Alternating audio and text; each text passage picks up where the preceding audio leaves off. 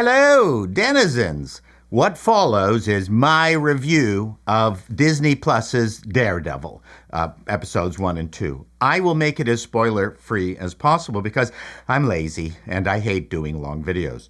They released the first 2 episodes on Tuesday. I'm just one of the hoi polloi. I don't get review copies ahead of time.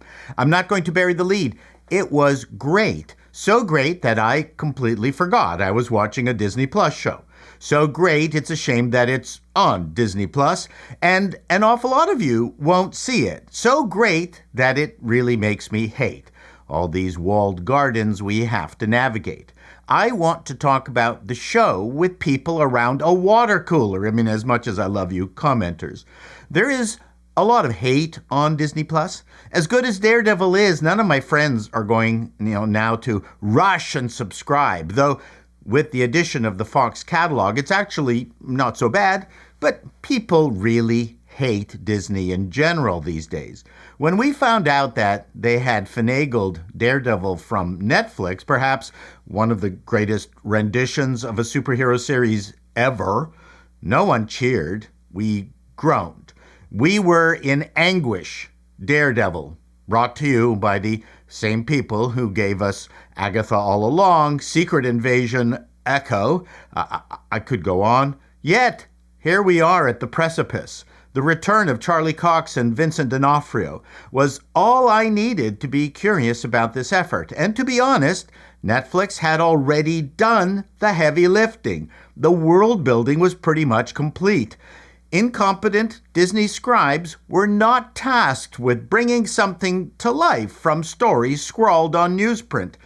Daredevil was already a living, breathing thing that came with a perfect cast. One that Disney did try to kill off in that exorable Echo nonsense. Hey, Paul, the show is excellent. Why are you talking crazy talk? Because I don't trust Disney to stick the landing. They're going to introduce a Skrull or bring back She-Hulk or something. Anyway, I know I'm being paranoid. There are going to be things you will love about the first 2 shows and 2 things you won't, but you'll understand why they did it, and I kind of forgave them. I have no idea why Bullseye was on a killing rampage. I didn't pick up on who hired him. But it did give us an opening set piece to rival the famous Daredevil hallway scene from the very first Netflix episode. Come to think of it, do you need to see the Netflix shows to understand and or appreciate Daredevil Born Again? Probably not, but your enjoyment of Born Again will be heightened if you have. They are on Disney Plus already. I don't know why you wouldn't dive into those first. Finally, some Disney homework that isn't painful. This version felt more expansive. It was definitely a bigger budget effort than the originals, more cinematic, and honestly, it was also much better so far than season 3 of the original. You can skip that one. The city of New York plays a bigger role. Loved that. Don't forget, location can also be a character in your stories, kids. The new cast members are all good. It is filled with stakes and motivations. It has highs, which the producers are going to pull out from under you later.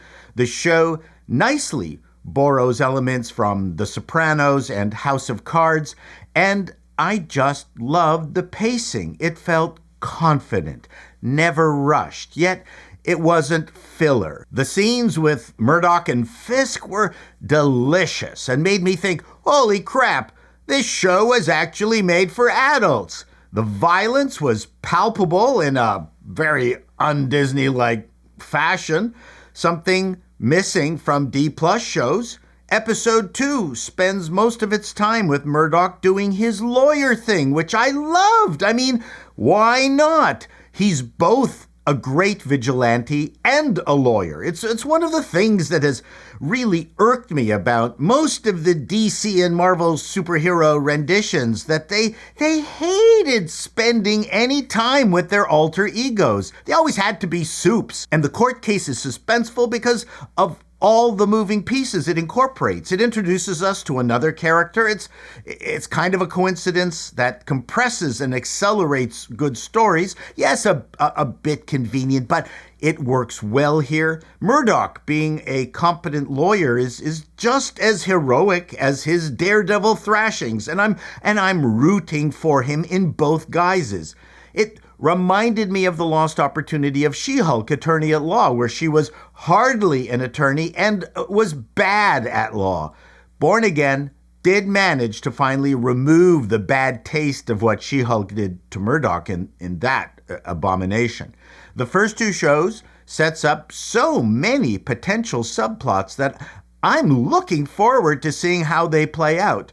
There are a lot of new characters who are quickly and efficiently brought to life. None of them are ambiguous. Congratulations to the showrunner and the writers. D'Onofrio said it was Feige in particular who listened to him and Cox when they expressed their concerns about the project. Dario Scardapane, a writer on Netflix's The Punisher, was hired as showrunner for Born Again.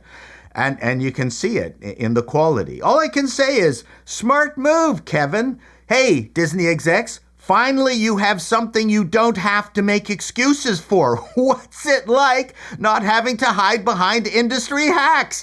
No need for one of your stars to make a weepy video from their car about how their DEI cast member was hard done by.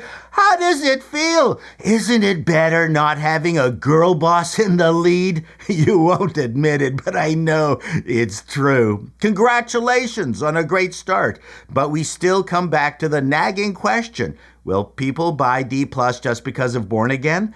Isn't that the goal of all streamers, more subscribers?